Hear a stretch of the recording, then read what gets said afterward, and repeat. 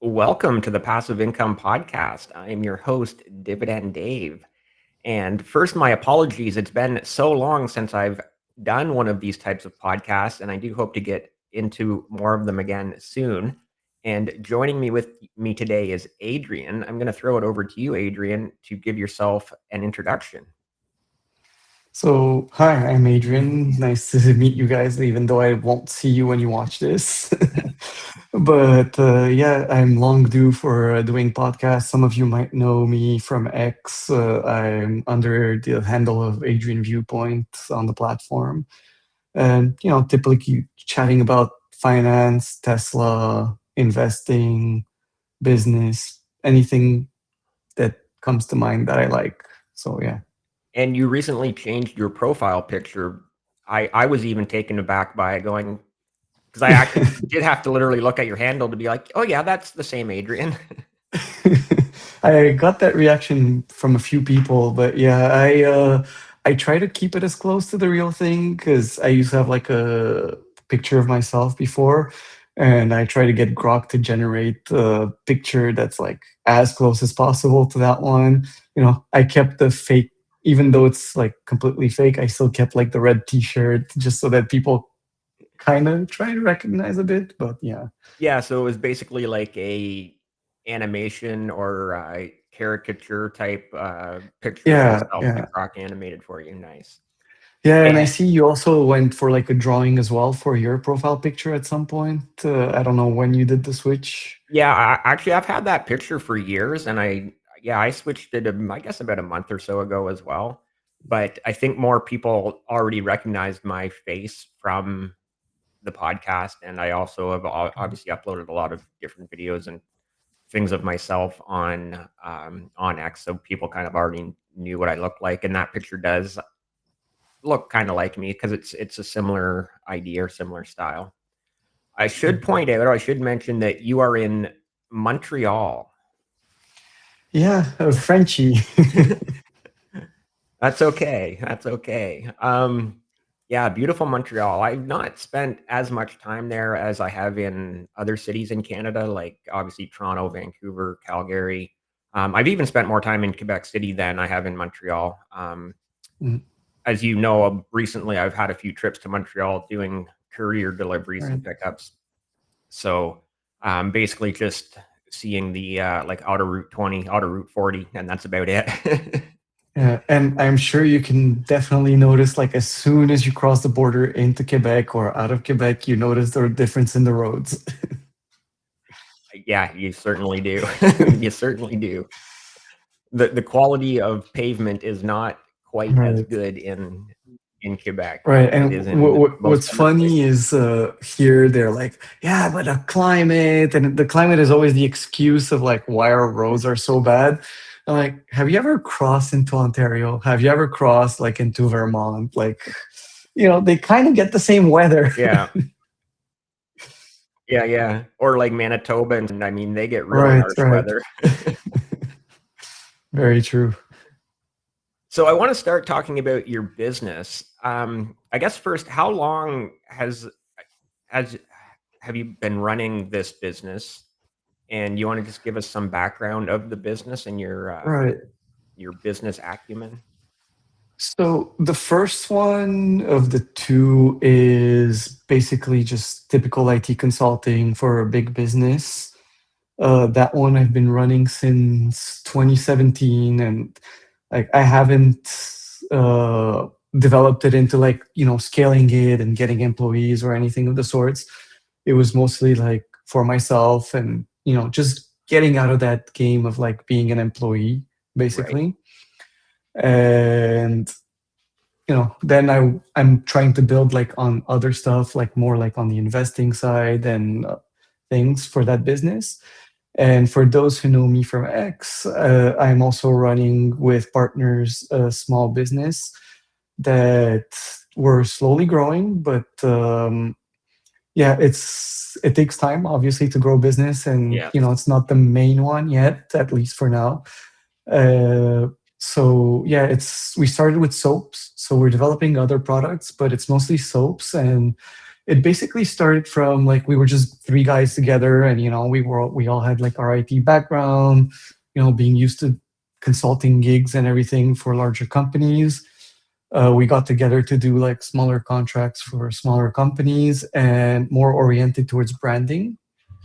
And at some point, one Right. of the guys started making his own soaps because he has sensitive skin, and it's kind of hard to find a quality product at a decent price when you're in that situation. So he started making his own soaps, and we saw them, we tried them, and we were like, why are we building brands for like all these other companies? And so like we decided to build our own brand, and we went from there, and we created derivative products from there.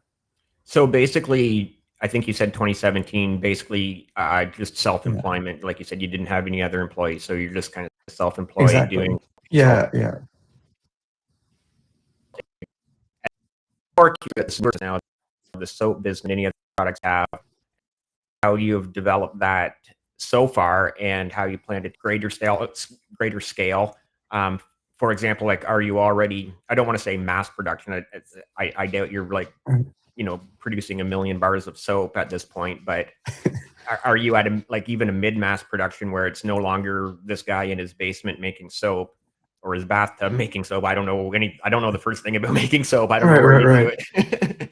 But like, Well, it's mostly like a kitchen or a garage usually. You definitely need like a source of water. You need good ventilation because it still is a chemical reaction, right? And lye, the fumes that come from the lye itself, at least originally, can be toxic to the yeah, human. So got to be careful about that part. But yeah, overall, we're still like at a small scale production where it's all still handmade, okay. and uh, So are you at the we point we where you're we're making? at the point where we've been developing like a few techniques. So like when we started versus like the volumes that we make today, we definitely had to adjust and like improve the way we make it.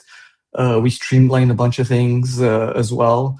So like all the labels for our boxes, because we have the same box, all our soaps are about the same format, which is like a unique format that we decided for ourselves to differentiate as well from like everything in the market, at least visually as well.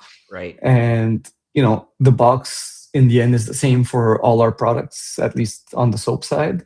And the labels itself is thermally printed as well.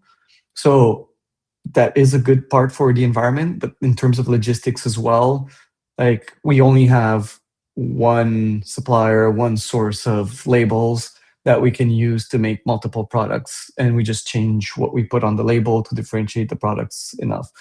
Maybe Right. when we're at a bigger scale, we'll play around and we'll be able to diversify. But I feel like, especially in the early stages, if you want to control your costs because you don't have the scale yet to disperse your fixed costs on, so Hmm. you want to minimize every possible cost you have.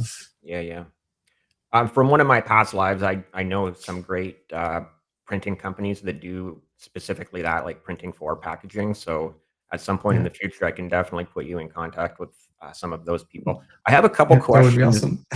I have a couple questions about the product itself. I guess you said it was because Right, your one partner had sensitive skin, but then I heard you use the words chemicals and lye, and I'm like, right. how does that how does that work with sensitive skin?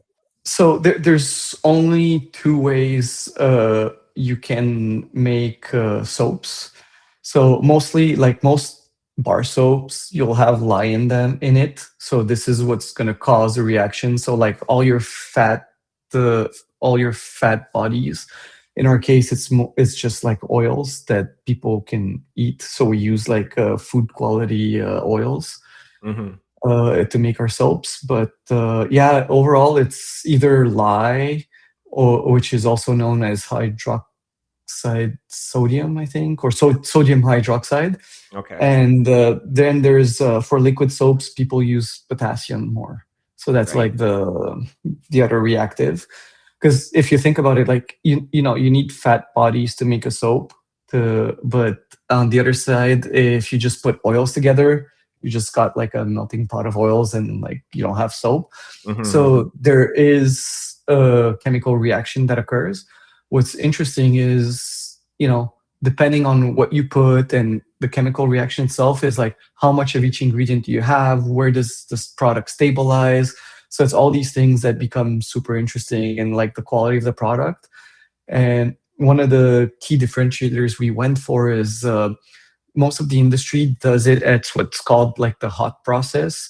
So they go at higher temperatures to make their soaps, which makes the chemical reaction occur faster, which in turn allows them to turn around and sell the soaps faster, and they control as well. So when you see like all those videos on Instagram or other places where people like design their soaps and they like mold it to whatever shape they want, it's usually the hot process. So it comes out like it's a bit more gooey, and they have like a period of time during which they can manipulate it. Yeah, mold it into In the shape our they case, want. yeah, yeah, exactly. In our case, it's basically we're using the cold process. So we keep everything at a low temperature, and we have like a long curing time, a bit like cheese, right? So the reaction occurs, but then the soaps themselves, they need to spend time like on a shelf where the chemical reaction occurs at low temperature, but over a longer period of time.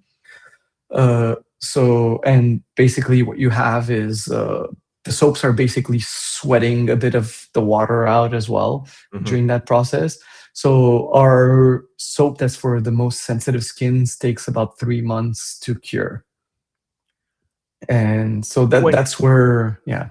when you say food oils, I'm guessing like avocado oil, coconut oil, So we olive oil, use palm mostly oil. like olive oil. That's our main ingredient in our soaps, and we use extra virgin olive oil. Mhm. And then for the other one is we use coconut oil for its properties as well, and we make sure to source like organic coconut oil. Right, yeah, yeah. Yeah. I actually know a supplier of that as well if you need if you need that. Actually, I know Yeah. a few. Actually, one of them's right there Well, in Montreal. I could definitely, put really you interesting. in Yeah, contact. yeah, yeah, definitely. So, okay. So now I'm kinda curious, you're at that point where you're still, making them in somebody's house, basically, or garage. Right. Are you soon going to be looking for potentially a co-packer? Because I'm also at this point, I'm curious about sort of your Right. distribution. How many retail stores are you in? Are you selling them online? Do you have a website? If Right. you have a website, I'll definitely put that Yes. link in the description and people can go and check it out. Just give me the website and I'll put it in the link in the description. Eh, So yeah, we're really focused on the quality of the product, so we kind of tend to control it, and we're probably the at soon as we have a flagship store or something, we'll likely make the soaps like in the back office of that place, Right. treat it basically like our mini warehouse because we're still probably not going to be at like crazy volumes, and if we need, we might just open a warehouse slash store. Yeah, It's that still would like probably be it's a perfect idea, right? So you can still yeah, control the manufacturing of it yourself, but also have a place to sell it right at right. at, Yeah. the front door, basically. Yeah, and we're in like one place like where people can also like order online and go pick it up there on if not.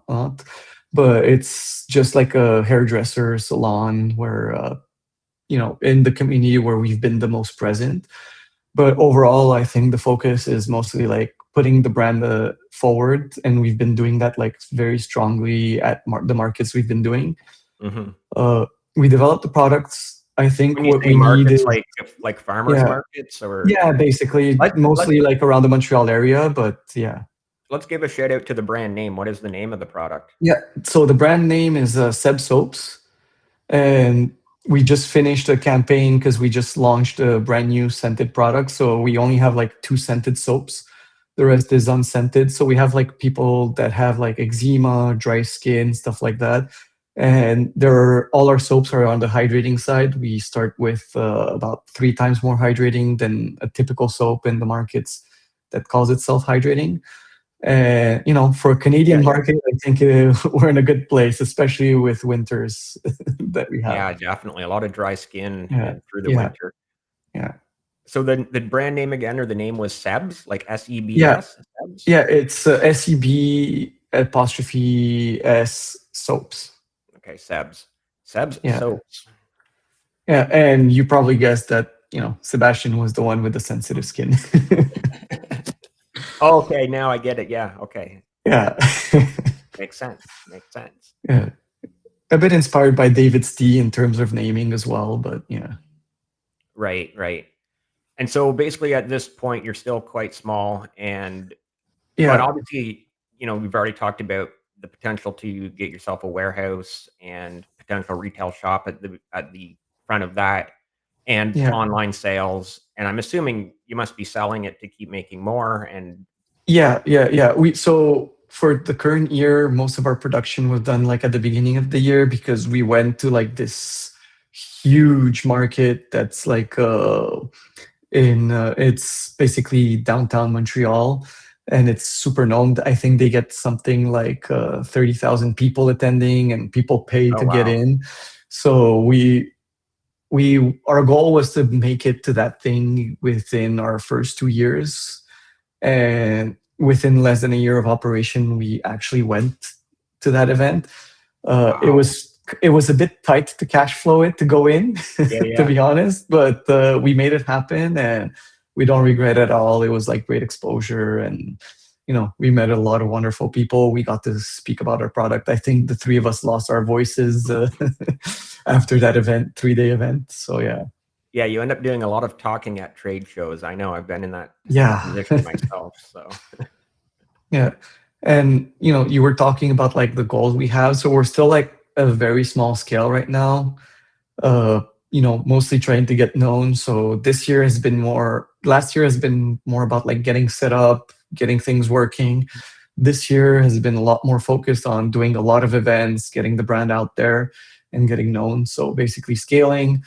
Right now we're still like tweaking like with offers, with the types of promotions that we do. Like we're still learning a lot as well. mhm, mhm. We were like IT guys to start, so we were not like on the whole business physical product, and also moving a physical product is very different from a digital one. So Right. there's a lot of learning that goes into it. Yeah, And for sure. we've been selling for like a year and a half, not even yet. So yeah. I'm also curious then about what are your plans for further retail distribution, and what would happen if, like, a Metro or a Sobeys or a Loblaws came to you. A Loblaws comes to you and says, "We want to put this in 300 Right. Shoppers Drug Marts across Canada." Um, So that's something definitely to consider, but I don't think it would be a yes right away. Uh, First of all, we have to think about like our production capacity. Like if they yeah, want to yeah. put us everywhere, it's like, well, we can't provide that right now, What Like if let what us if they said scale something and like, "We could put you in 50 stores in a yeah. region, like in Quebec or in New Brunswick or wherever," right? Like, Yeah, it would depend. Like we would definitely look at it, but I feel like because we have like this grocer that's called April, basically April, in Quebec, and it's a bit of a Sobeys type thing, but it's more like it branded itself more on the health and wellness side, right. and freshness and everything. And we actually went to look at the products there, and the one thing we noticed is when we went to the soaps, we were like, okay, there's a lot of soaps. How do I choose the right one? How do I know it's good? And Yeah, especially like, how does one differentiate from the other? And it's all in the packaging. So there's yeah, no storytelling. There's nothing like you can show to the consumer. Basically, the consumer needs to know your brand, right? So for us, if they approached us at the stage we're at, it would probably be a no because it would not be a good experience for them, and it would be a bad experience for us as well right. because the brand is just not known enough, and they would just likely sit on the shelves, and they would not differentiate themselves enough from what's on their shelves. And I feel also like the strategy, because we're aiming and everything we do is like with intent, and we're trying to create like a really strong brand behind it. So it would probably be more like the ASOP approach, where we would, Mhm. try to like make some cool stores left and right as we build market share in different places. I could probably get you some contacts at Metro also down the road when you're interested. Yeah. As you know, I've been right into that head office there in the east Right. end of Montreal. So, Yeah, yeah, yeah. so okay, Yeah. that brings me to my next question. Then you're saying it's not well known enough. What are you going to do to make it more well known, like advertising and marketing wise? So right now we're trying to grow our Instagram. We still haven't gotten into the ad space game because like we finally got control of our cash flows in an interesting way. And Oh, tell me basically, more. Tell me more. I love a good oh story. god. Well, because if you think about it, we've been selling since June of last year. So like if June 2024 is when we did the first market and we made our first sales. So it's like we're still very, very new. Right. And so, we get ourselves known by just talking to people at markets, explaining the differentiator. And it's a lot of explaining to people like, hey, our soaps are different in this way. And especially like we get a lot of people that at first are dismissive because they're like, I have eczema, I have sensitive skin, like I can't. And we're like, no, we're here for you guys. Right. Yeah. Yeah. That's the reason we actually even started. Like, obviously, the products are good for everyone, and we want everyone as much as possible to use them because they're great products. But first and foremost, it's like if you have sensitive skin, we're out there for you. So that's the prime thing. And yeah, no, I lost track. I mumbled and I lost track of your question. Let's give the Instagram handle a shout out, and I'll link that in the description as well. Yeah, so the Instagram handle, it's Seb Soaps, and it's SEBS SOAPS. So it's all in one word. And that's pretty much our handle for like all our socials. We're on TikTok, we're on YouTube, uh, we're on Facebook. Yeah. We have an X profile that we kept to like have the handle, but we don't really use it. Uh, as you probably noticed yourself, getting views on X is a bit tougher than the other platforms. Yeah, for And sure. the kind of tweaks they do with the algo is weird, and it moves Well, fast, and it's hard to tell exactly what to expect. It's not predictable. and for a product like soap, I think that Instagram Yeah, and TikTok are the better platforms anyway, right? yeah, That's yeah, where yeah. your target market Yeah. is going to be.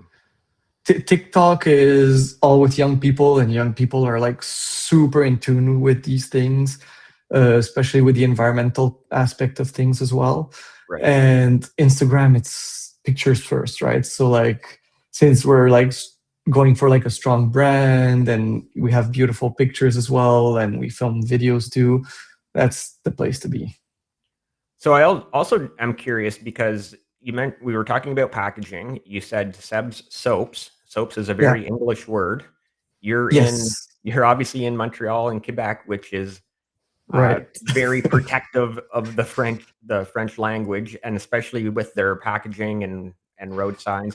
And I know that like legally throughout Canada, we have to have both French and English on all of our packaging. Yes. And I know Yes. that sometimes in Quebec it's only French and there's very little English on the package, or the French has to be Right. like twice as the size as the English print or whatever. I know in Quebec there's some Right. weird rules like that. So Yeah, and like the first word of a company needs to be in French and everything.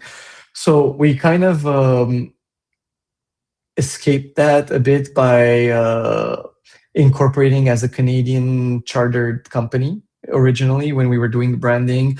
And the idea was because, we were dealing with companies maybe in the US, throughout Canada. So we needed to be able to function on a larger scale. right, And even for the soaps, that's going to be practical by that time. But we still, obviously, being in Quebec, had to register in Quebec. And for example, for the soaps, we added les savons in front. So it's like the soaps, Seb Soaps. yeah, yeah, for But we kept like the brand itself like in big bold letters, so that's still allowed. And packaging wise, there's a lot of constraints, not just the language thing, because you have to put like all the ingredients, yeah. something not all the players do, especially like if they're smaller players. Uh, and so you have to put like your ingredients, but then you have to get those specific, I forget what it's called, like it's INCI acronym or whatever, where it's all like these Latin-based names that you have to put for all the ingredients you use, and there's a very strict standard. So doing that, then submitting the soaps to Health Canada as well to Right. make sure that, obviously there's nothing bad in them and they get approved really quickly and fast, but overall, like they still check and, and I think that also adds a lot of confidence with consumers because, you take the time to get those certifications. Hmm. So I think, but yeah, packaging wise, and it's tough because you have to fit everything like on a tiny label, and yeah, A lot of words to go in a not a lot of real estate on the yeah, label. yeah. And you want to space it out, make the label breathe. You want it to be appealing to the consumer, but you still have to respect all those things that you have to put on the label. So yeah, it's tough. I'm also curious now. My next question or topic is price point. Like, where are Right. we compared to like Irish Spring and Dial or whatever other like the common brand name soaps that we see every day when you walk into Right. Walmart or wherever you go, right? Right. So we're not priced at the prices of like a Dove or something like that. But again, their ingredients and their methodologies is what allows them to go to those lower prices. Well, and plus Obviously, they produce at mass. Yeah. their scale as well, obviously. But we're kind of like in the middle, I'd say. We're not cheap, but we're not expensive. Especially, we price ourselves like very similar to most soap bars that are higher higher end, but I would say like we're probably medium to high end in terms of Yeah. pricing. Although like some of our soaps, like we made a scented one, and there's we compared like one of our scents to Le Labo. I won't go into details because I don't want to get into trouble, but one of their soaps, one of their scents, we have a similar flavor, and we compared it, and from like the blind tests we did, people overall liked ours more, and we're like at half the price point Yeah. Well, for that's good. That's for really a good. bigger bar as Yeah. well. So yeah, Oh, so you get more. They're yeah, probably measured in milligrams or grams, yeah, grams. grams. So Yeah. say you get whatever a 200-gram bar or 400-gram bar, and your price point is still lower than their smaller bar. That's a huge selling point. And Yeah. and people will pay more for a better quality, obviously, right? Like, Yeah, it's sometimes it's surprising because like we have, all our soaps are amazing quality and everything, and we have two soaps that are very similar, and all their the only difference is in the level of hydration. So we formulated them. Basically, you just it's the exact same ingredient list. The only thing we did is we changed the concentrations of certain ingredients, and basically the one with the higher price point, people will still go for that one mhm. because it is more hydrating. And the funny thing is, a lot of those people don't actually need it because it's for like those people with like really sensitive skins, mostly. And but the thing is that soap also melts faster, right? Because it's fatter, it's more hydrating, so it tends to melt faster over than the other one. But people still go for that one because of the perception of quality. And I've noticed that price points, like a lot of people will tend to go like higher up in the prices, Mhm. and the lower price soap, despite being great, is like the one that sells the least. It's weird psychology, but it's just what it is with people. And guarantee we're both also guilty of Oh, yeah, yeah, for sure. it. Anything else to say about soap before we wrap that up and move on to the next few topics I want to talk to you about? uh, I mean, if people that are listening to you do events or stuff like that, or look for gift ideas, like even like corporate events, or they just want to do awareness around like skin health and stuff, not just because right now the awareness is a lot around food, working out. Mhm. But the thing is, like, if you put junk on your skin, well, your skin kind of eats that up. So it's got to be careful with those things. And I would probably say to people to be careful of like these products on the market that promise and actually give instant results, because you might be getting the instant results, but what are you actually doing to your skin? So Hmm. got to be careful with that. And like, skin issues develop over time. So don't wait until you have eczema or skin conditions before you use quality stuff and take care of your skin. Hopefully, this will be actually have an event coming up with Yeah. every year the real estate agents that is to purchase this house that I'm in. Every year they have an event, sort of a fall um, apple orchard. So I'm going there in a few weeks, and it made me think about real estate and realtors. Nice. And you posted, I think it was just yesterday, and it took a few of us back about your sort of net worth and that you have. Is that right? You have rental properties as well. When I saw that Yes. net worth, I saw Yeah. I saw So Willow's reaction as well. He was like, "Whoa." yeah, and when I first made my X profile, I right away put it like as I had like 0 followers, zero following, and I put right away like, "Hey, million plus or whatever." And I got a bunch of comments where it was like, you're basically bragging, blah blah blah. It wasn't that; it was just to create like authority so that I know what I'm talking about.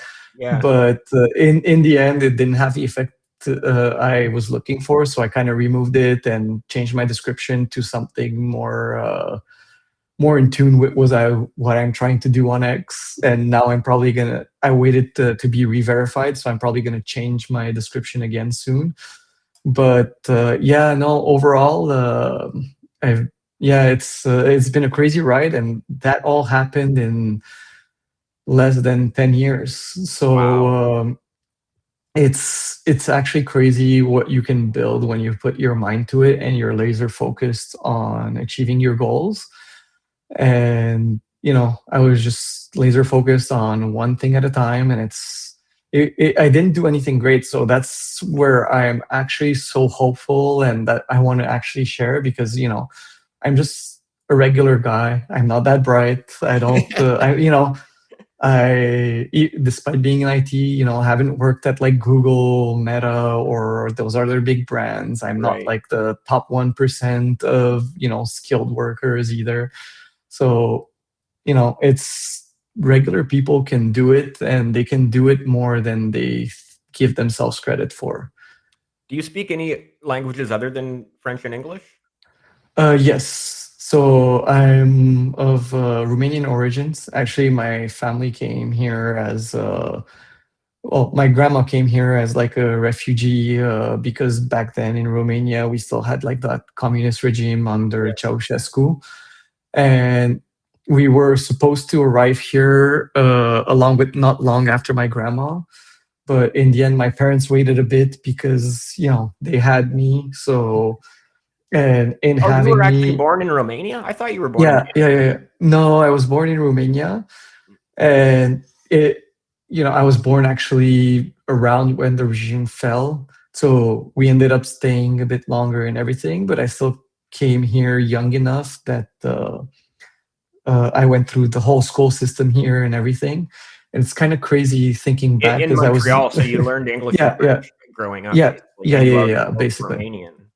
yeah, Okay. So just yeah, the 3 languages. just the three languages. Only 3, come on. Uh, I'm trying to learn Mandarin because of my wife and her family, but it's so tough. Oh, yeah. Oh, It's yeah. a tough language. 我是中文. Oh. you know, I think I just said I am Chinese, I'm not sure. and again, like, even the accent. And the thing is, it's a tonal language. Yeah. And I call myself tone deaf. I suck at music. So, like, the language being tonal is just a Yeah, hard it's extra hard. level for me.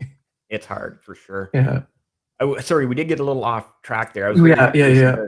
about the languages, but I wanted to get back to real estate. So we hear all the Yes. time in Canada how expensive real estate is in Toronto and Vancouver, and I'm guessing Right. Montreal is nearly as expensive as those 2 cities. Yeah. Yeah. Yeah. It So, is. Yeah. Okay. Or It's somehow it never gets Montreal, grouped into that with the Toronto and Vancouver, right? because Montreal before COVID was definitely a lot cheaper in terms of real estate. But what happened is, I think, to be honest, I don't really know what happened, but I know like in the suburbs, prices exploded because people didn't mind going further out from the city Right. because they could work remotely, which now they're probably shooting themselves a bit in the Yeah, foot and regretting they're regretting it now that all the companies are requesting, at in least office, yeah. hybrid in office. Yeah. But yeah, no, the real estate market has been pretty slightly softer than Toronto and Vancouver, but it's the same problem, right? Not enough building or slow building. Uh, Prices overall, they are what they are across the country. Yeah. Uh, Well, it's supply and demand, right? There's yeah, more there's yeah, more people than there are roofs to go over those heads. That's yeah. yeah. So I feel like overall it's still not inaccessible. Obviously, it's the kind of expectations people have, right? You're not going to be 18 years old, have your first property downtown Toronto, expect it to be a single family house, and be like, why is it $3 million and about? Like, Yeah. wait, you want a single family house downtown? Like, Yeah. let's be real. It's the expectations need to be real. And Even a obviously, if you condo move, downtown is $1 million. yeah, So, like, yeah, which is crazy. yeah. So So how many properties do you have then? so currently we're at three properties, and it kind of evolved naturally. I had mine, then my wife got her condo as well, and then we got a house together. So we moved in the house and rented the condos. So you have 3 in total. So 2 1 Two is your rentals and one is our primary. Yeah, primary residence and 2 rentals. So that's good, right? That's yeah, yeah. yeah.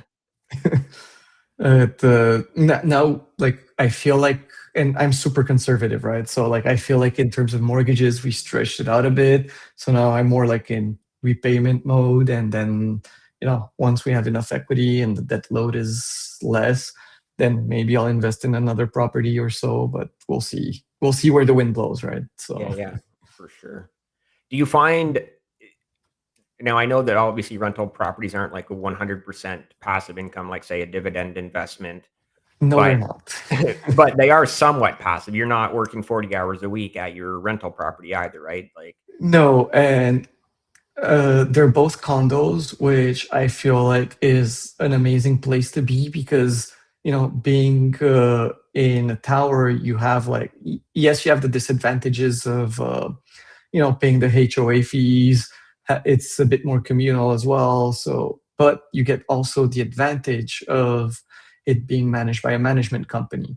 So, unless there's like something very specific in the condo that's related to the condo, most of the stuff like his key fob doesn't work.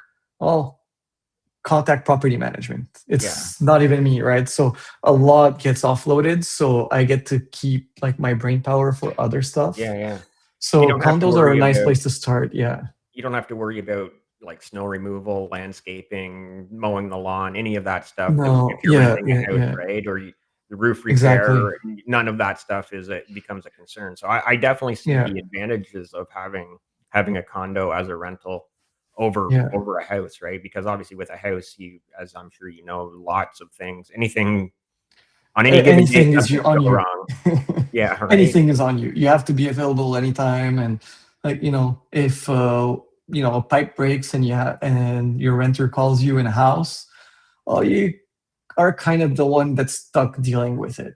Whereas if something like that happens in a condo tower, the property management is going to be there and they're going to have to deal with the emergency. And the other thing is the property management company has all their contacts on speed dial. Whereas you as a Right. homeowner, it's like, okay, time to chase for a company. Oh, this one's not available. Oh, this Yeah, other yeah. one's not available. So who is available on short notice, right? Because we have there's not a lot of tradespeople. Yeah, that's another thing. They're very rare. Okay. So that's a Yeah. great little chat about real estate. Let's talk about investing and sort of, I guess, you All right. want to tell us a little bit about Well, what, it's If I can just stick to real estate for a second, Yeah, like we were sure, talking sure. about pricing and how it's not accessible. It's honestly, to someone starting out, my advice would be, first of all, don't think of it as your forever home, because even if you go into it thinking it's your forever home or your like perfect one, it's not. Yeah. There's so many things about living in your own space that you'll be like, oh, if only it was that way, or if only this other thing, like I would flip these light switches, oh, or like I would like the sink to be this other way, or I would change the layout for certain things. So there's always little things that will bug you in terms of your first property and second and third. But And fourth and fifth. yeah, right, it's never going to be perfect. But overall, the other thing I can do is, when you check with the bank how much you're able to borrow, it's not, first of all, how much you're able to borrow is not how much house you can afford. Right. Because if you have it all in cash, you can basically afford whatever you have in cash. And also, in terms of mortgage, the banks will give you the maximum that they're comfortable giving to you. Mhm, It mhm. doesn't mean this is what you should borrow. It just means this is how far they're comfortable, that they think you can, how far you can stretch yourself in order to still make the payments to them. But there's, I think it's Dave Ramsey that coined the term house poor, or I forget who Yeah, coined yeah. it, but you Cash poor, don't, house rich.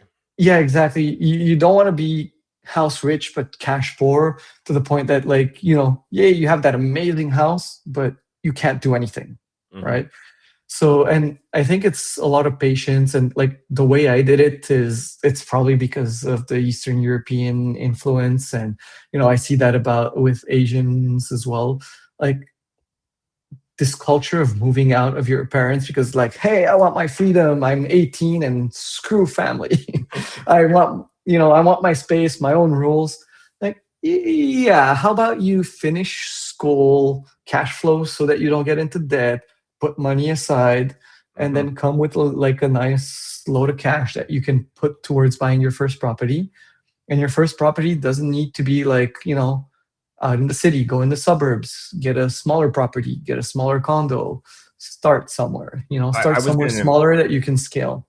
I was gonna add to that, for a starter property, you don't have to be looking in downtown Toronto, Vancouver, Montreal, Calgary. You don't and Right. I was gonna go even further out than the suburbs. Like, if you're willing to live in some more remote or rural areas in Canada, there are a lot of very affordable housing. I haven't done this in Mhm. a while. I used to do it sort of every 6 months to a year, where I would just go to the MLS listings and select all of Canada and then type like under 250,000, and you would be Mhm. surprised how much is actually available. Yeah. But obviously those aren't in places that are in like high demand areas. You're going Right. to be living in somewhere in very rural Saskatchewan or wherever, but if you really But really want to get into yeah. a starter home, there are ways, right? So Mm.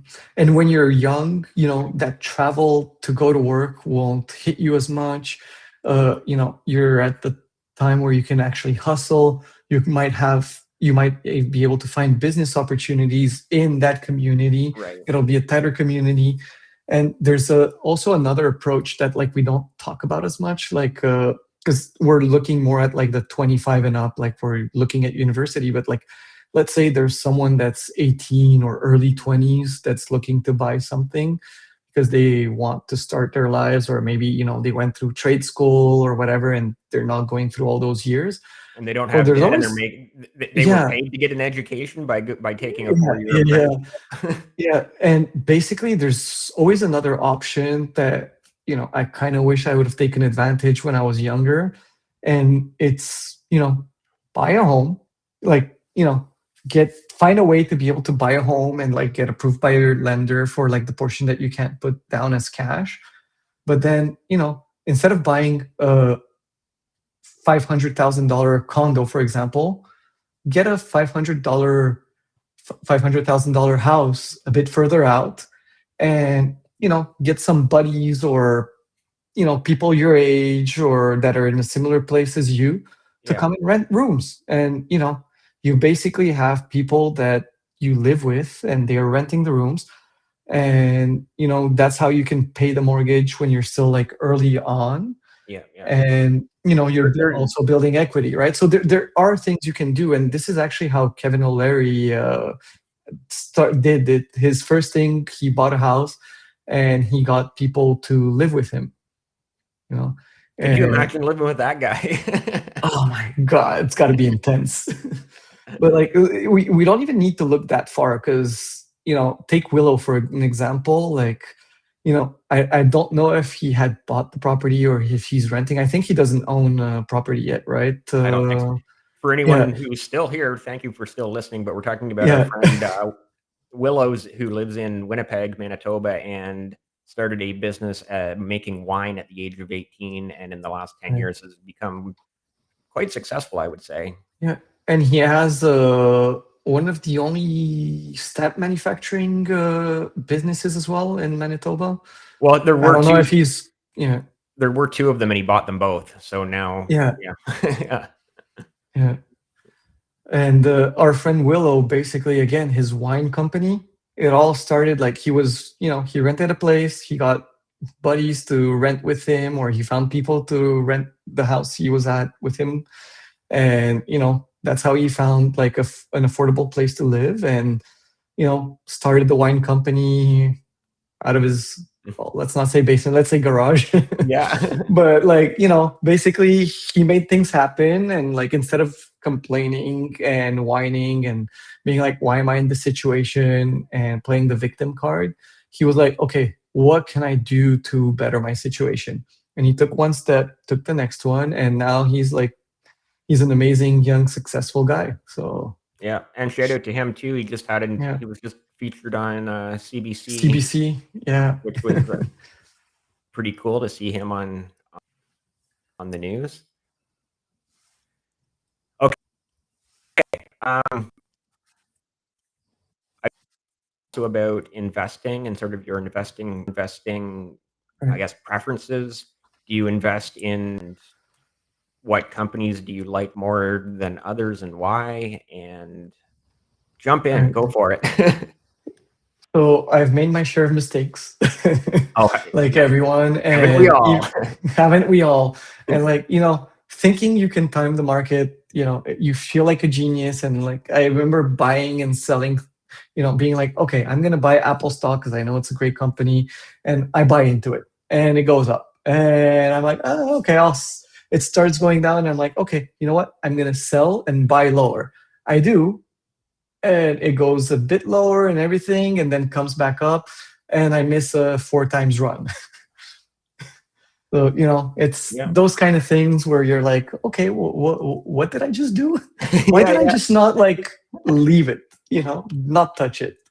And those kind of things are silly mistakes we make at first. Or we try to go for like these companies that are highly volatile and that we hope that they'll get somewhere. And you hear about and hearing someone talking about and doing what they're doing in investing, and then you're like, okay, cool, it worked for them, let me copy it.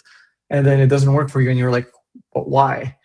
And the why is very simple. You didn't do any research, you have no clue what you're invested in, but you put money there and you're praying and hoping it'll do something, right? Right. So that's not investing, that's pretty much just gambling. Gambling. I do like the stories that you hear quite often where it'll be sometimes they'll even be referring to like maybe somebody who has passed away, deceased, and but they'll say Right, like, okay, this portfolio has not been touched in 25 or right, 30 or 35 years, and it's outperformed everything else. And it's like because it right. hasn't been touched, they just basically let the market grow over the past Right. 25 plus years, right? So If you remember, also there's Warren Buffett who had made like a bet with some hedge fund guys, and between like in the index and them outperforming it or not over 10 years, so over a long term, not like a short term period. And I think after like a year, the guys capitulated, and it's like, you know what, you just win. They didn't even go through the whole like 10-year the thing. whole process of 10 years is just like, Yeah, okay, yeah, yeah, yeah. we know what's It's like, going to okay, happen here. you win the bet. And I think what people do with investing is the biggest mistake is rushing in. Like, yes, being in the market is better than not being in the market, but at first you need to know what you're doing. So learn about it, learn what it means. Start with small amounts. So that's when, like, also being young and starting young, if you make a lot of mistakes, we're not talking big amounts. Like if I Generally were not, to right? I no, yeah, an and 18-year-old investing $1,000 is a lot different than, somebody it might 50 years feel old. huge. It might Yeah, feel huge when you're 18 and 18 it's and like that's I $1,000. worked worked a whole week for that one, you know. But it's still not a lot in the grand scheme of things, and it's a good place to learn before you start making the big bucks in your career, right? So Right. I think you can do a little bit of both, like, like you say, get in a little bit young because being in is better than not being in, and sort of you can right, definitely learn a lot as you go, and I think people definitely me, learn a lot more by doing than by right. reading about it or watching videos about it or whatever. Mm, You actually have to, go through the experience yourself, I find, to yeah, learn. I definitely have learned everything in my life, that way, right? Like, just doing it. yeah. Well, investing in itself is super easy, right? Especially with the public markets. Like you, especially today, you download the Today. app, open your account, put the money in the account, and then you click buy, and you Yeah. have the shares, whether it's like an index ETF or a company or something. Where the tough part is looking at your portfolio swing up, down, in all the Yeah, ways, yeah. right? And being like, I'm not going to touch it. And those swings get a lot That's bigger as yeah, the account grows larger, right? Like, yeah. In my account, I can easily like a 1% move, if you think about it, moves by how much I make in the primary business in a month. So yeah, I'm yeah, like, I don't even watch it anymore, right? Because it would drive me insane. yeah, and that's what you should be doing, is just Yeah, not thinking about it too much, right? Just let it grow and keep adding more to your little stockpile. Keep buying shares of whatever companies you want to buy shares in, or like you said, ETFs and your index funds, and right. take advantage of that as well. I would also say And to anyone starting out, take advantage of ETFs and index funds, and don't strain mhm, yourself thinking about, like, your decision to sell Apple too early or whatever, right? Like, you don't yeah. have to worry about that when it's just an ETF or an index fund. Just And the let it great go. thing is a lot of the process, especially when you're starting out, is you're learning about yourself. You know, Yeah, controlling yourself from interacting, from buying and selling, uh, con- seeing how those swings affect you emotionally and how it makes you feel. And you know, it's hard-earned money that you put into that, right? Even if it's a dollar, seeing that dollar move is like seeing your dollar turn into 90 cents. You're like, oh, and then it seeing it turn hurts. into It's a painful, dollar, right? seeing it turn into a Right. dollar and 10 cents. It's like, but it's the roller Yeah, coaster. Just exactly. stay off the roller coaster. And Just don't that's worry why, about like a beginner, like it doesn't matter which index fund, right? Like whether you're like a Vanguard or Schwab's or whatever it. company Mhm. that makes the index, you know, if you start like with an S&P 500 index and just putting money in there, you know, you're well diversified. Sure, you're still only like in the American market, but first of all, you didn't put in a lot of money. And second of all, you're getting to learn about yourself, you know, as an investor, how you feel. And you get used to it as well, right? You get used to watching your portfolio, you get used to how the markets work. And so that allows you to learn with like a much lower risk. Mhm. And you know, my advice is probably very contrary to what my I did myself, because Yeah. like I went I We're trying went to we're into we're basically full trying to stocks, tell but we're basically trying to tell people, don't make the mistakes we've made, right? Like, yeah, yeah, yeah. but everybody makes them. So if you are young and listening, don't worry about those mistakes, because we've all made them, and you're more than likely going to make them too. Even though we're trying to warn you not to make them, odds are They're you still still gonna will. make it. And yeah, I didn't take that approach because I went like with stocks and everything. But the thing I did in by going with stocks is I stuck to my what some people call your circle of competencies. So I went with what I know. Mhm. I work in tech. I know tech a lot. I keep up to date. So I invested in and I look at and invest in companies that I know, right? Yep. And sometimes like when we implement something, I'm gonna be like, oh, interesting. What is that company? And I'll start looking it up and I'll find like, what other companies they interact with, what kind of products they do besides what like we use to work in. And also the advantage of understanding like when they speak about something new that they're putting out on the market, like the craze right now is all AI. Mhm. But when you're working with AI all day, when you see when you hit and see the limitations, when you see what every company is doing and what they're trying to do, and what they're trying to leverage AI for as well, because like take Tesla, okay, cool, they're trying to leverage AI to make cars drive themselves. Somebody else like trying to leverage AI, I don't know, to like Apple, for example, the way they're doing this new live translation in your headphones when you talk to people. That's cool. That's 100% AI. Even the keyboards that we've had for a while was learning, and that's how it was proposing like the next few words, right? Mhm. So we have like this generative AI that exploded with OpenAI, but AI itself or machine learning was there like since much longer, right? Yeah, yeah. So it's knowing how those technologies are used and how they add value that the companies can leverage and how that's going to hit their balance sheets. So being in the IT field gives you an advantage in that. Like me, if I were to start investing in logistics company, I don't know anything, right? So like investing in that, I'd be silly to do that. Whereas in your case, earlier when we were talking, you're like, yeah, I know so and so. Oh, I could put you in touch with this. So like you know your domain, right? So Yeah. when you hear them speak about these things, like you know whether it's a good thing and how it'll affect the long term, right? So it makes it easier for you to make a smart investment decision. If anybody wants to invest in loves logistics, please DM me. I'm not 100% joking.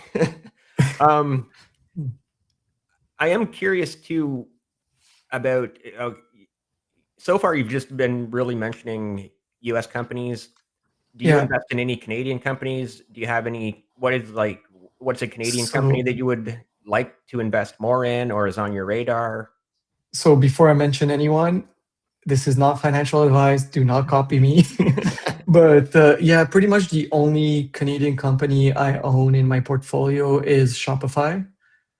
Uh, So another tech and company.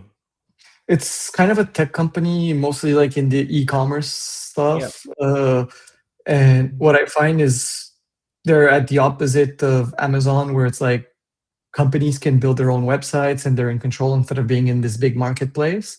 Mhm. But everything they provide, and I was at first when I looked into it, I analyzed it to see, does it compare to, why would that company be valuable? Can someone displace them easily?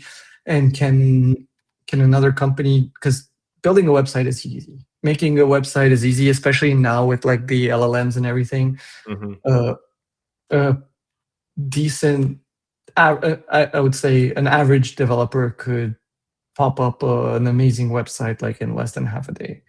Even with there's now these like Wix is a template type Yeah, website yeah. I builder. would. I don't even use Wix. Uh, so I no, and I'm just saying how easy it is yeah, yeah, now yeah. these days to build a website, right? Like Yeah, it's if you wanted to, yeah, sure, you could use basically Wix. what I'm saying You is could even even I use can do it. WordPress.com. Yeah, yeah. You would probably struggle to scale at some point, and the tech guy that gets in that you hire, the first guy would probably be like, but yeah, at least you got to start low cost, and there was a very low barrier to entry, which is Mhm. good because it means that people can build businesses more easily.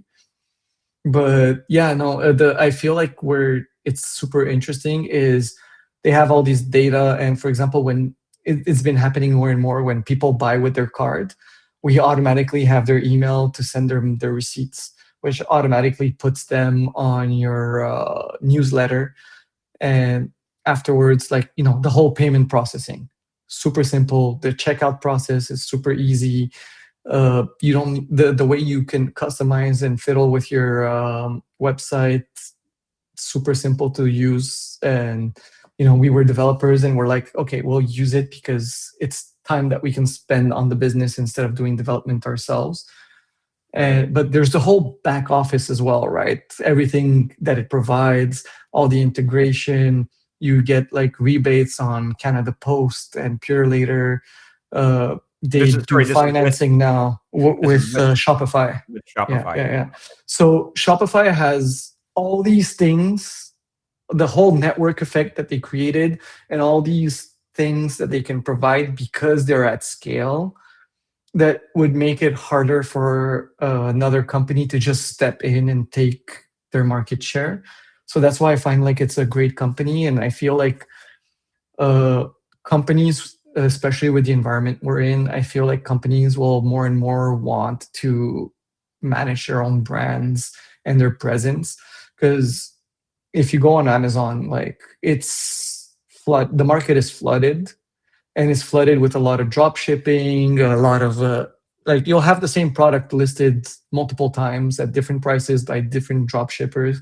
Yeah. And that's where, and finding, I don't use Amazon a lot, and people are probably gonna probably, you know, Yeah. judge Yeah. me on that one in the comments and everything. But overall, I'm not a big fan of that marketplace, and I'd rather shop directly at companies and be in touch with the brand and the culture of each company that I go to. I'm just sorry. So I'm quickly looking up yeah, Shopify because I'm curious. Come on, load. It is currently trading at loading chart. Hold on. about 200, I think. Canadian dollars, I think, is what I just saw there. I'm Yeah, going to just quickly share this. That should be on screen there now. yeah, 211.60 as of close on Friday, yesterday afternoon. yeah. So I think 211 Canadian dollars is probably somewhere in the 150 US range. I'm sure they trade on in New They York as trade well. on the New York Stock Exchange as well, I think. Most Canadian companies that are big enough tend to do that. Like, all our banks are also traded in Yeah, the US. yeah, exactly. So And yeah, interesting. if So I that's the only Canadian company that you invest in. the Like, only Canadian company, and to be honest, like honestly, right now the Canadian market is not the best. So yeah, I think it's not, yeah, it's not the best at the time. And so no uh interest in the like the stalwarts of the Canadian economy, like you mentioned, the banks or the railways or I don't know if I'd want to they're say they're Bell Canada all right now, but yeah, I feel like they're all like mostly mature companies that have developed, and they're struggling to get out of the Canadian market. right. And so, like, if you look at our banks, there's about five or six, Yeah. and all our banks they basically have an oligopoly. So all that happens is they trade customers. Hmm. If one bank loses one, the other one gets it. And that's kind of where we're at right now. And there's not that huge path of growth, right? And the dividend is nice, but at the end of the day, I'm not going to chase a 4% dividend and have a Hmm. total return of, like, let's say 7% on the year or 8% on the year, when just from growth in the S&P 500 you get like 10-12%, right? Right. So they underperform the index overall, so I would not invest it. Yeah, fair enough. Fair point. And a couple of points to add, you know, Canadian banks don't really lose customers. You tend to get, you stick with your bank, the one that your mom or Yeah, dad got you an account when you were like 7 or 8 years old. And then, you know, for 30 years later, you get an account for your kid at that same bank, right? So Yeah, yeah, yeah. that generally what's happening. And then as far as growth, you do see like Bank of Nova Scotia trying to expand into Central and South America or Latin America. Right. And you see TD trying, well, TD is probably the largest Canadian bank in the US, I would think. But we also saw them get into a lot of trouble with that whole money laundering scandal a year or so ago. But they also sold their whole investment branch to Right. Schwab's as well, right? So Yeah. that didn't go that well for them in that market. And as soon as Robinhood came in with like the no commission fee, TD was like, what? Yeah. And Yeah. and even in here in Canada, the banks are kind of struggling with that. I feel like because Simple is gobbling up market share, especially with the younger people. Yeah. So the banks might not be feeling it yet because they still have like the whole boomer clientele, but the 30 and I, under market is all going to Simple, and they're and gonna start everybody should sweating be soon, I because feel like. so let me tell you another quick story. RBC had been like their trading platform is called Direct Investing. And Yes. since, okay, when it first came out like 25 years ago or whenever online banking became a thing, and so this direct investing, originally the commission was 29.99 per trade. So a buy or a sell was $30, which is kind of Mm. crazy, right? And then somewhere in the mid 2000s, say 2007 or 8 or 9, they dropped it to 9.99, and it had been 9.99 until about sometime I'd say within the last 6 months, maybe within the last 8 months, they made an announcement. I think that they were dropping it to 4.99, and they tried to make it as how this is such a huge deal. It might have even been 3.99. I'm not sure, but it's like, why would anybody pay even $5 to do that when, like you said, you just go to Wealth Simple and it's free, right? Right. Like, it makes zero sense And what these banks And are they charging. also introduced RBC Direct Investing. Like if you go to their website now, it's their whole banner is like commission-free trading on specific ETFs, Yeah. Oh, and the that's list what is it like was. I super got that small. email. I got that email. Yeah, That's how I was first. That's how I even know about this. Is yeah. I remember seeing that now of yeah, commission free, and I was like, oh, finally. And then I click on it. It's like, oh, on like yeah, on because two and ETFs. Great. it's super big, right? Your idea of freedom. Oh, they changed it. I feel like okay, it changed. Okay. You obviously bank Oh, with it changed. RBC Yeah, also. yeah. Yeah, I used to be on RBC Direct Investing because with corporate banking, you were very limited. Now, Simple's been starting to do that, but Right. before, yeah, it was basically the place I had to go. And as expensive as RBC is, when I looked at the other banks, when you see their interfaces, you're like, ugh, what are we like in the? Are we still in the 90s or what? And that's because Yeah. they have no competition, right? They have no sense of urgency and no need to move.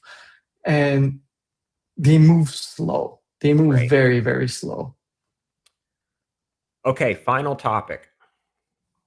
Yes. Tesla. You mean 70% of my investments? I do not recommend it. But yeah, I might be exaggerating. It's probably not 70% anymore, but it was a big chunk of my investments. 68%. Make it 69. Come on. Since we're there. Since we're there. But Okay. yeah. Do you have a Tesla? No, so I still have my car because my car is paid for, and I'm resisting as much as possible the test drive because I know if I go test drive a Tesla, I will come back in a Tesla. Yeah. But yeah, no, it's again one of these things where tips and tricks of how to get to building wealth. Well, here's the thing: I got in 2015, I got my Honda Civic, as a young adult, and I haven't changed it since, and I'm still driving it, and it's still driving great. Was it My was it was it new in 2015? Yeah, yeah, I got it new, so I know it's not like what people recommend and stuff, but like I got it at 0% financing, and when you finance for 0%, I feel like Yeah. there's It's the less of a hit, payment, right? it's less of a hit, and it would be stupid of me to like pay the whole car off in one go because I could invest instead, right? So Yeah. And then obviously 10 years later, it's paid for whether you had a 5, 6 year loan or 4 year, whatever your length of your loan was, yeah, right? But exactly. And it's paid for, and then, as long as you take good care of it, like anything, it'll last a very long time. So yeah, 2015, that feels like a brand new car to me. My yeah, truck's 2002, and it is, I don't wanna say it, I don't wanna think it, but it kind of is getting to the end of its life cycle a little bit. Um, but at the same time, I can just keep making it go, right? So, I think, like you just said, that is another great sort of life hack is to not always have a car payment. I understand that there are times yeah, in life when you will have a car payment for, like I said, 5 or 6 years, but then do exactly what you did and keep it for another 4, 5, 6, 7 years after that, where you're not paying a car yeah, payment, because that now car payments are crazy too. Like back in the day, car payments yeah, were like $400. Now they're yeah, seven, eight a hundred thousand. dollars, a Yeah. thousand, right? So And the thing is also like, you know, buy a used car, yep. especially if you're starting. Don't follow my example. Buy a used car. It'll run you up like 3 to 10, like somewhere between $3,000 and $10,000. Run it to the ground. Yeah. You can tell when that car is you're gonna be due for changing it. So be smart about it. Plan, save, put money aside for the next car. Like that, you're not gonna go into like crazy payments. Because I took advantage of a 0% down, but they don't exist as much, right? So Right. when you're paying like 4 or 5, 6%, it's not worth it. No. Yeah, and that's another Mm. great point is that you have to look around, but you Yeah, can still find decent cars for under 10 grand. I would say probably 6 to 7, you can still find a really decent car. If yeah, you're if you if you're spending 3 or 4 grand on a car, you're probably know you're buying someone else's problems a little bit. If you're mechanically inclined, that's great because you can just fix those problems yourself, or you can at least, you mm, know, figure out what those problems are yourself and go from there. But if you're not mechanically inclined, I would suggest maybe like I said, that 6, 7 range. But if you look, yeah, you can find really good cars in that price range. And obviously they're gonna yeah. be several years old, 6, 7, And 10 years old. But the argument that kills me that I hear the most is like, but why would anybody get rid of their car like that on the cheap end? It's, for example, my very first car was a car from someone that was moving away. So obviously they were not going to take their car with them. And, they were the first owners, they were taking great care of it. And they just wanted to get rid of it quick, right? It was not a young car, but yeah. it ran smoothly for years, didn't have any issues, and I got a good deal on it. Why? Because they it, some people were trying to get rid of it fast, right? Mhm. So everyone has their situations, and that's what's great about it is like you can find deals. Yeah, yeah. Oh, I have so many stories about cars. That could be a whole other episode. So many Yeah. stories. So many stories about cars. I'll leave you with one thought though, is I once purchased so this is again in the mid 2000s, around '04, '05, '06, and it was a 92, 93, early 90s Honda Civic. I paid $250 for it. It was going to be a winter beater for me, so it probably cost me close to $1,000 to keep it running over the course of that winter. This was also in BC too, so the winter was like in Vancouver, so the winter was not nearly as harsh. And then I ended up selling it for 400. So that's one of my many car stories. Nice. And yeah, and to go back to like where we started the conversation, Tesla. Do you own any? Do I own any shares? No, Yeah, no, no. of Tesla, Okay. and I have test driven a Tesla, and yeah, I can definitely see how people love those vehicles. It's quite the car for sure. I believe, a Model Y that I test drove. So because again, I'm looking at something for me, Bigger so that for the logistics as well, and the Model Y for the, carrying packages in the hatchback, but also the gas savings, right? As opposed to spending, right, yeah, right, that's because you're doing a lot of miles. So in your right. case, like if you can lower your costs, yeah, makes sense. It would be significant. So if anyone out there wants to buy a Tesla Model Y for Love's Logistics, just let me know. In the comments down Yeah, below, looking for investors. exactly. Please let us know your thoughts in the comments. Like and share this video with your friends, and don't forget to subscribe. Adrian, thank you so much for joining me. It's been an absolute pleasure chatting with you. And thank you again so much for spending some of your time with us here on the Passive Income Podcast. Anything you would like to say in closing? Well, come meet me and follow me on X, I Yeah. guess, at Adrian Uh, Viewpoint. And besides that, like it was really fun being on the podcast and chatting, and hopefully it won't be the last. yeah, definitely not. Definitely not. I'll get you and Willows on at the same time sometime, and we can have a nice It little would go be around. amazing. Yeah. And next time I'm in Montreal, maybe we can meet for a coffee or something. Who knows? Definitely. At least a beer. Well, Well, okay. In your case, I get it. You got to go back on the road. yeah, it's a long drive back here from Montreal, even with one beer, right? So Right. again, thank you so much for your time. And I will put all those links in the description, links for Seb Soaps, links to your Instagram, links to Adrian Viewpoint on X. Any other links that you want me to share, just let me know and I'll put them all in the Perfect. description. So again, thank you all. Thank you Right. so much for your time. Truly appreciate you being here. And if you're still here watching, thank you so much for sticking with us all the way to the end. And yes, there we go. Okay. And again, my apologies for taking so long to get more episodes out, but I promise I will have more coming soon. Thanks. See you.